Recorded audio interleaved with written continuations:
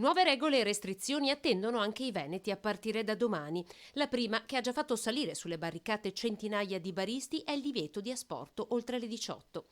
Per una regione in zona arancione, come sarà la nostra, l'asporto rimane l'unica occasione di guadagno per la categoria. Asporto consentito invece fino alle 22 per i ristoranti, con il divieto di consumazione sul posto.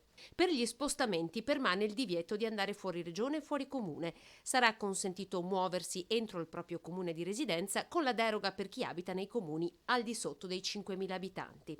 L'autocertificazione rimane necessaria per motivare spostamenti al di fuori dei confini oppure durante il coprifuoco.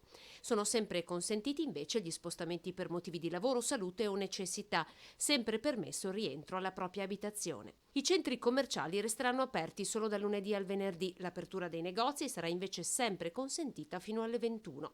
Si dovrà attendere fino al 5 di marzo per poter tornare in palestra, in piscina, al cinema o al teatro, al 15 febbraio invece per poter tornare a sciare. L'altra novità riguarda i luoghi della cultura.